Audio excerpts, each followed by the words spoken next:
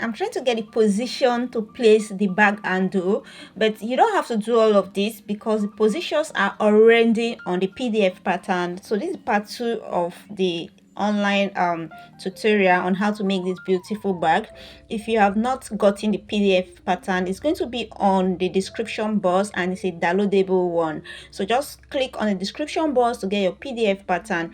Right now I'm just giving you a free teaching, okay, but you don't have to do all of these measurements because the patterns are indicated, or the position for the placement of the handle are indicated on the PDF pattern. Those marks that you're going to make, you're going to cut an opening on those marks, then you pass the edge of your handle through it, and then take it to the sewing machine and sew it like this.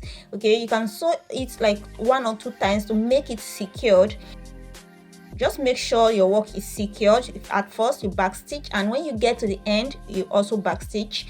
After everything, please cut your thread off and burn off the raw edges. Now we are about to fit the flap. Take your pattern, the PDF pattern, to get the position of the magnetic snaps. As you can see on the video, I'm trying to get the position of the magnetic snap. So if you haven't gotten your PDF pattern, I'm emphasizing it. It's going to make your work very easy. Now place the middle of your female magnetic snaps to get your, just press it on it to get some marks, then use your pen to emphasize those marks to make it very obvious. Thereafter, you simply going to take your seam ripper to cut openings. So I've always said that when you are trying to get your openings cut, always ensure that you cut gently. Don't cut too big so that you won't start having issues, because when you cut too big, the magnetic snaps might just start falling off and you will have to start again, all over again. So you start small. If it's not going through, you can then increase the cut. Now I'm trying to fit the washer into the props.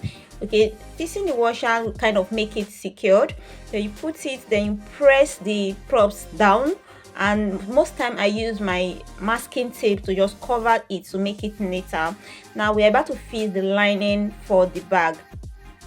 So to make it neater, what you simply have to do is to fold the raw edges, because I want the top of the lining to be very neat. So if you're using a very light lining, you have to fold the edges so that it comes out very well.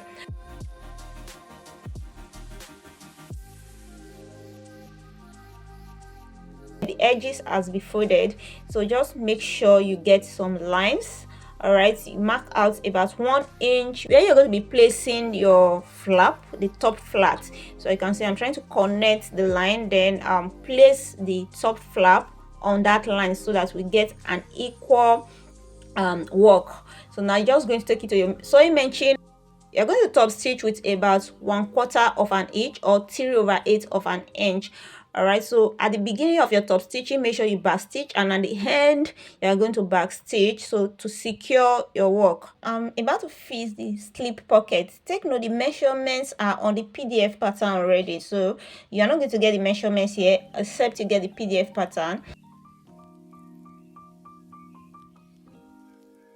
Next is to fit the slip pocket. So I'm going to fold the edges. Before I fold the edges, I'm going to apply some cotton adhesive gum on the edges. You can also use your double-sided tape. So just watch the way I'm going to fold the edges.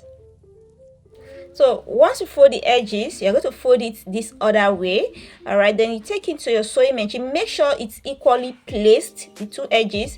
Now you're going to close that part that you folded last, this part of it. All right, because it's a slip pocket, so just make sure you follow what is being seen on the video. Now this is the trim. All right, the measurement of the trim is also on the PDF form, so you can use your double-sided tape. You can use your double-sided tape for this particular part that you are watching now, or you can use your cotton adhesive cement gum. Then you're going to do exactly what is being shown on the video, just like this. Then kind of place it at the middle of the trim and just fold it. Just fold it like this. Just watch out, please, and just fold it this way. All right, so you fold it like this As you can see, the trim is excessively measured because we don't want to start having issue, because if you measure it same size with the size of the slip pocket, it might be too small. Now you take it to the sewing machine. We are going to just top stitch on it, just as seen on this video.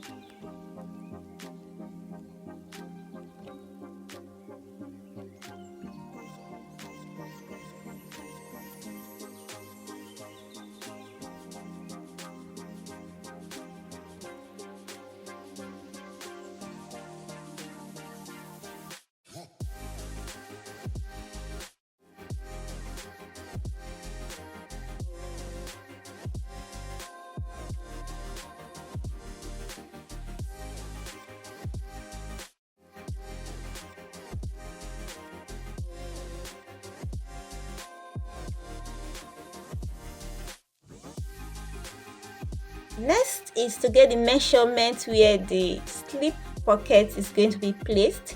So I'm trying to get a measurement which is about 1 edge from where the top pocket was placed, and this measurement is on the PDF form. Now you're just going to take it and just center it. Okay, make sure the slip pocket is at the middle of the lining to get an equal position. Now you're going to sew on these places I'm trying to use my fingers on, except the top part. So at first you're going to back stitch, and when you get to the final part of it at the end, you are going to back stitch as well. So just make sure you follow the process that is being seen on the video, please, so that you will get your bag neatly done at the end of it. Also, you back stitch at the end, then you're going to take your scissors and cut off the thread, and most time I also burn off the excessive thread. Now what you have to do here, the next thing to do is to mark out 1 inch, and this marks you are seeing, I'm going to rule it to get one particular line, then fold the edge of this lining, the other edge of this lining on top of the mark. All right, so you can get a very neat work. So basically I'm folding the edges of the lining.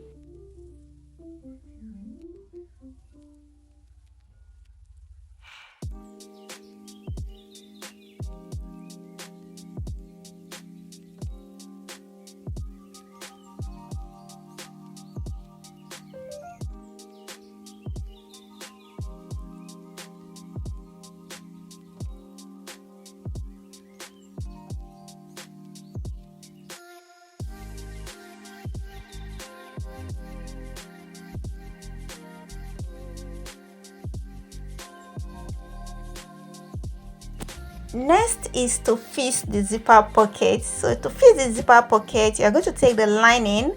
We have 2 cutouts for the lining. You place the right side of the lining on the right side of the zipper you are using, okay, just as seen. Then you basically going to sew on it with about 1/2 inch.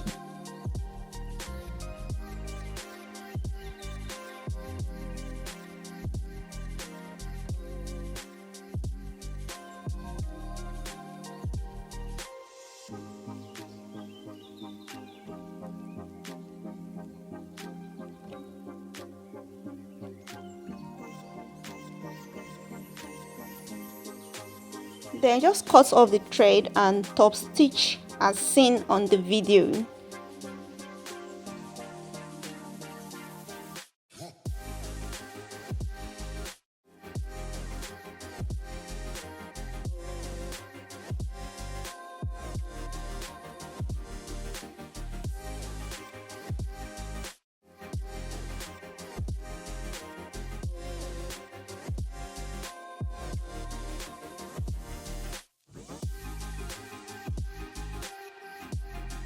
Take the other cutout and place the right side of the lining for the other cutout on the of the zipper.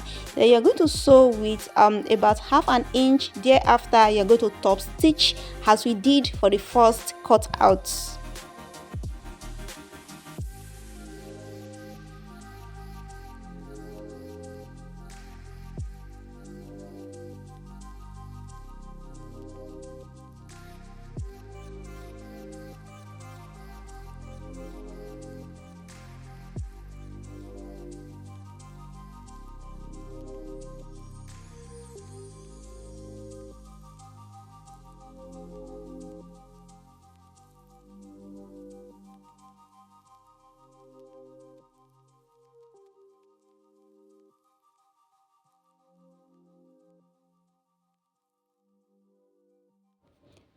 Then once you are through, you're going to take your zipper overlay, which is already on the PDF pattern. You're going to place on this area where the zipper has been sewn, and you're just going to sew on this part of the zipper overlay, just as seen on this video.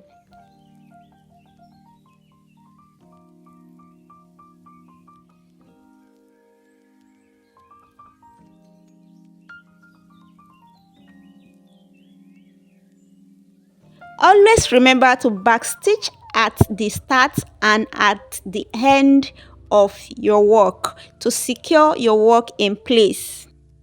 So once you've done the inside, you take it and top stitch on the edge.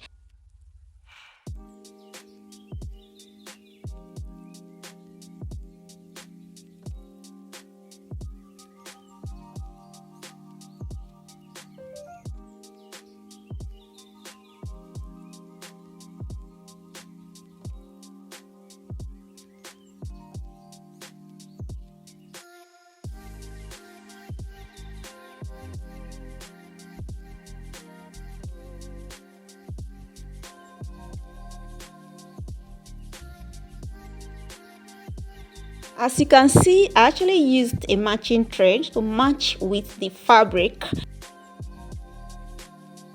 Next, we are going to be sewing the openings all around. Okay, just follow the process you see on the video and make sure you do exactly the same thing.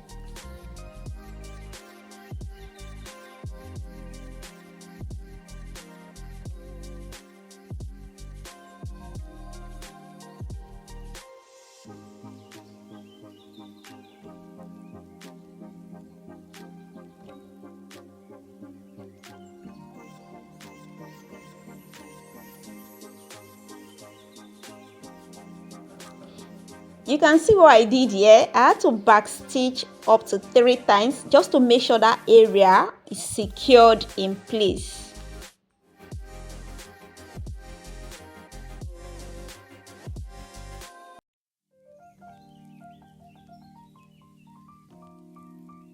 So at this point, I'm trying to trim off the excess lining.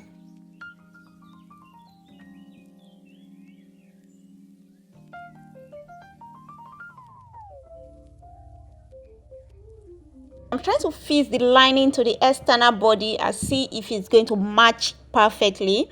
Now once it's like this, you're just going to take it and turn it on the external part, and you're going to top stitch from that point where the top of the bag or the top of the flap starts, and just go around until you get to the other part of where the other top of the flap is. Please just follow the process of this video. Just follow the way the video is being seen. So basically for this flap, I'm just going to be using a matching thread. For the yellow part of the flap, I will use a yellow thread. So when I get to the part where the access panel is, I will not use that yellow thread to sew on it. I will just start from the other part of the flap where you have the yellow fabric. Then I will sew. So when I get to the other part, this part where it's supposed to end, I will just back stitch there. Then I will remove the yellow thread, use a thread that matches with the fabric of the access panel, and just top stitch on the access panel. This is to make sure that we have a professional looking bag. We want to make sure that the thread is actually matching with the fabric we are using. So you back stitch. Okay, you have to back stitch, then cut off your thread and bond to have a very neat work. So now I'm just going to apply some cotton adhesive gum on it. If you don't have access to cotton adhesive gum, you can as well use your double-sided tape.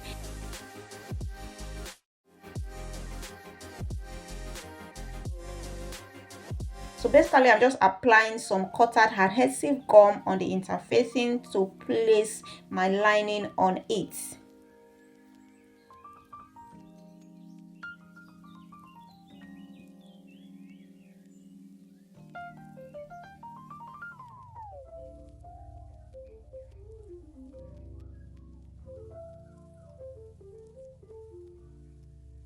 Always ensure you have excess cutted cement gum at the edge so it can stick at the edge. If you are using a double-sided tape, also ensure you have your double-sided tape at the edge of your external body. As seen, you can see I'm trying to apply much of the cutted adhesive gum on the edges of the external body.